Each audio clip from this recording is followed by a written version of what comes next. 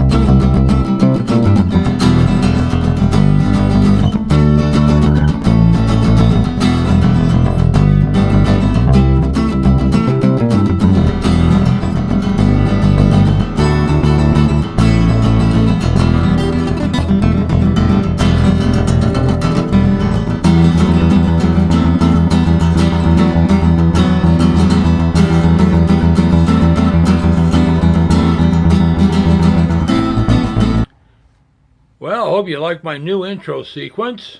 The music you are listening to is Fyre In The Skye from my second CD, Last Sun. I do have a link to the full song as well as the video I recorded of it a number of years back. And I decided to try something new with this new introduction. Should there be some fussing about it, but you will have this.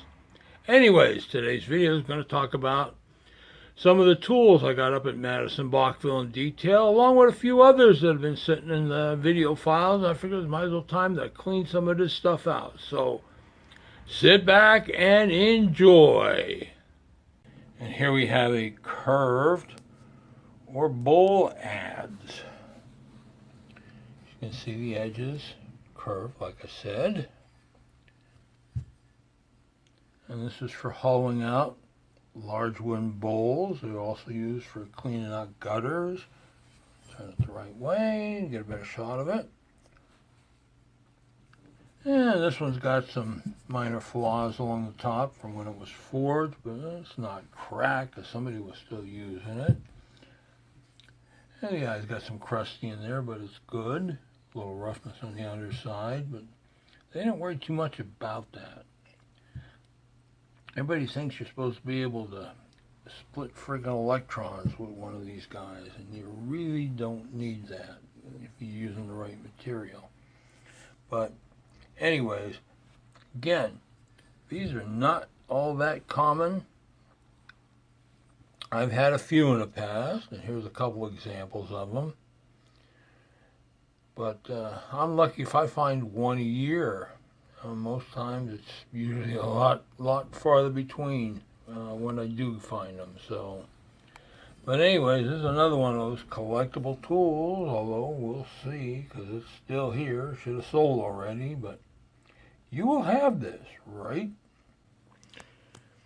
If you watch my video on squares, which I made several months ago, I mentioned this style of bevel square.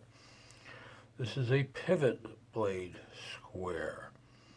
Now, the early English squares were made in two styles. This style with the center pivot or with it pivoting at the end. This one is marked Marples. Which of the Marples might be Joseph, but the mark's kind of faint, so it's hard to tell. But there are a number of Marples who made joiners tools and other tools over in England over the many, many years. And this one cleaned up pretty well. Blade's pretty good shape. A little bit of frosting on it. The screw works. The screw is threaded into this plate, but there's a piece that goes all the way through, so you kind of have to split the body a little bit in order to remove the blade on it. The body was also made in two pieces and has a brass section at the bottom to fill in. You see that kind of detail on some of the earlier American bevel squares as well, especially the Philadelphia makers. A number of those guys were Englishmen who came over here and established businesses, and that's a way you can tell the mark of an early tool. But all in all, this one works pretty well, and it's a really, really great collectible, and one of those items you do not see very often over here in the States. One of the tools that I picked up at Madison Bothville recently was this small little spoke pointer. A number of months back, I did a video on chairmaker's tools, a link for which is down in the description if you want to go check that out. And spoke pointers are made in a number of different sizes, but this is one of the smaller ones. This guy here measures 2 5/16 inches long, and the bell diameter is only 13/16 of an inch. And these were made by a number of different companies. This one's probably a Stearns. Stanley made one. They're number 22, excuse me. But that was made out of a single piece of metal without a removable blade. And that was sold separately, or also was included with their number 77 dowel making machine. And this one cleaned up in pretty good shape. Took a couple days of soaking, but I was able to get the screw loose. Blade's not too bad on it, you can see. And this was originally Japan black, but that was long gone. And what's kind of neat about this is that somebody made this oak handle for it. Let me see if I can get it back in. If it's better in this position, yep. I had to drive it out, but rather than using it with a brace, somebody made this rig for it. And that's kind of neat, I think.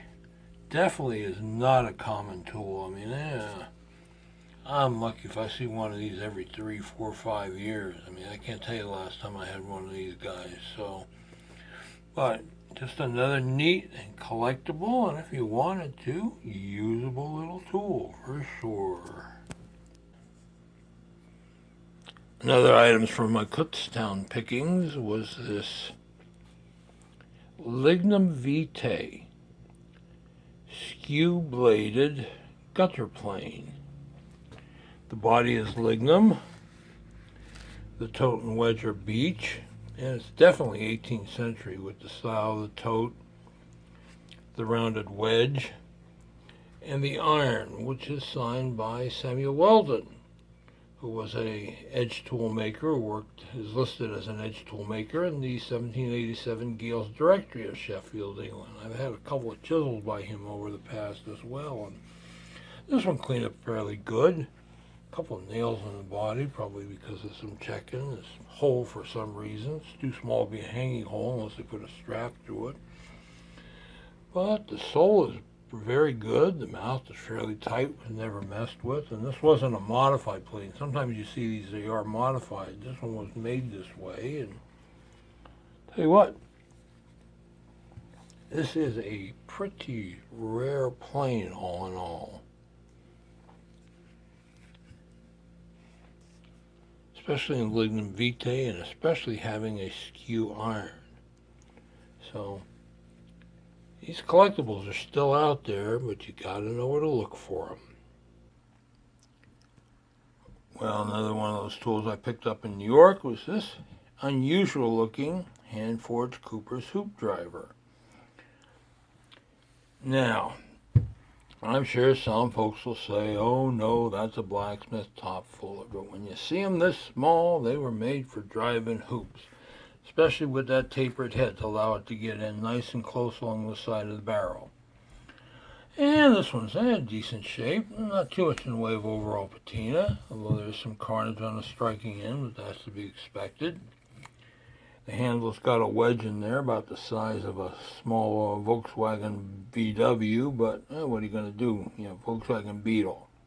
I can talk, but the handle's solid and on tight, and this is a neat tool, and this is a very collectible tool, and we'll see how collectible it is, but You don't see this style very often.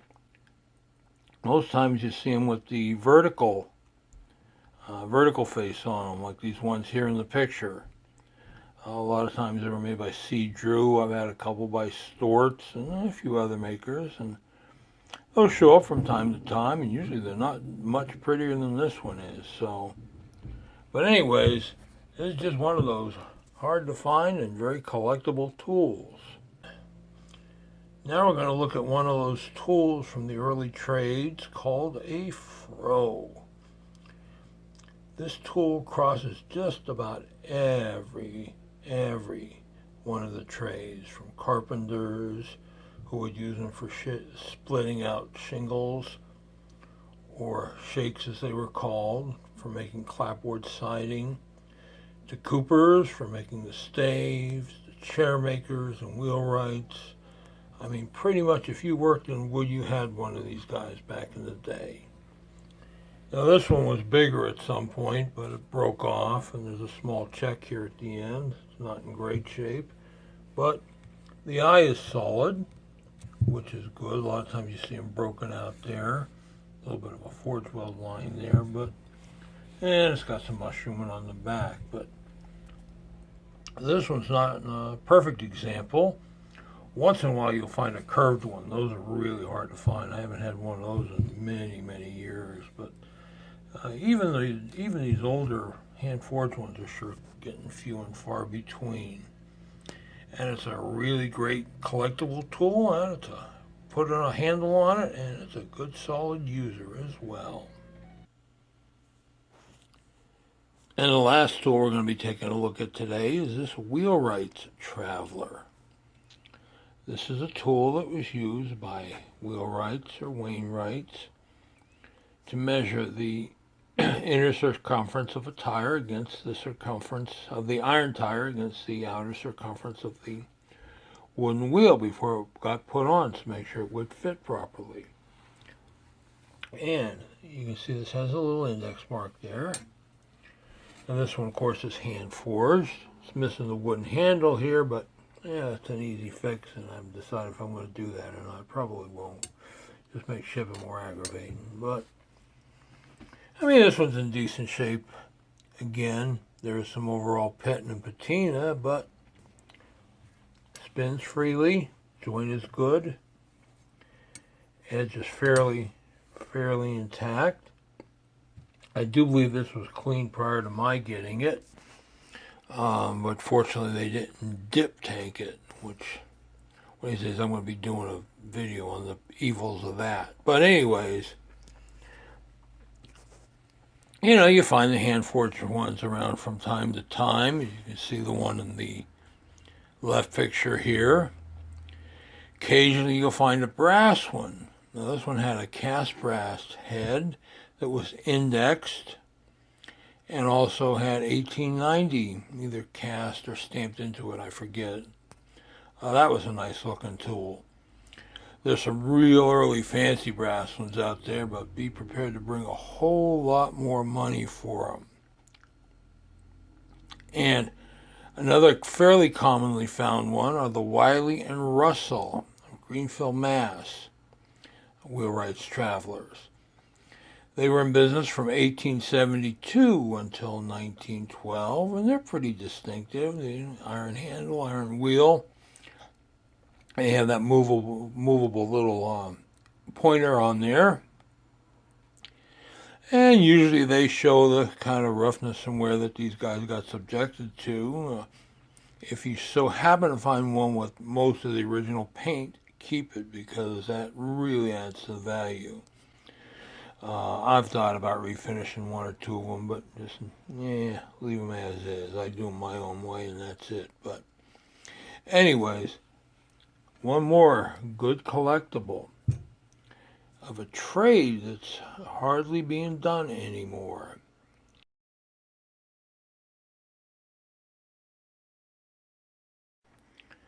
Well, I got to tell you, the local flea markets sure haven't been turning up much at all of late. I was going to write today off as another bad day, but I managed to score a few things on the last pass around, so here we go. I picked up a pretty decent looking wood spoke shave. Hopefully the blade will come out, but it's fairly clean. Double bladed spoke shave into restore condition. A little Titan Italy stone carvers mallet. It's kind of neat. Set of 4 offset screwdrivers in the original pouch. They're marked QLD or OLD. I don't know the maker's name.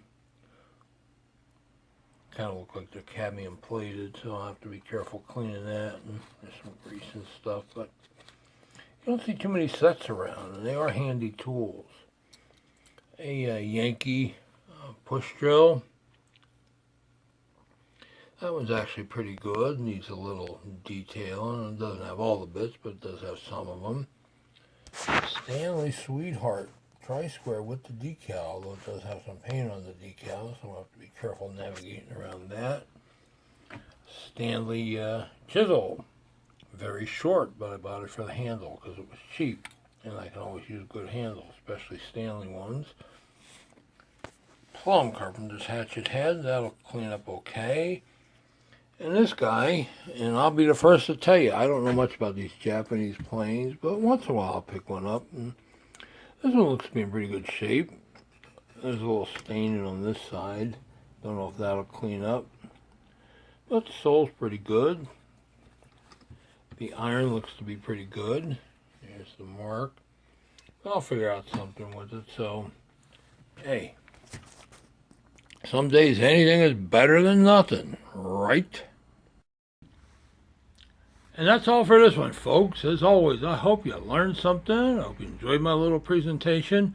And if you like what you're seeing, please hit that subscribe button to be notified when new videos are posted. As always, thanks for watching, and bye.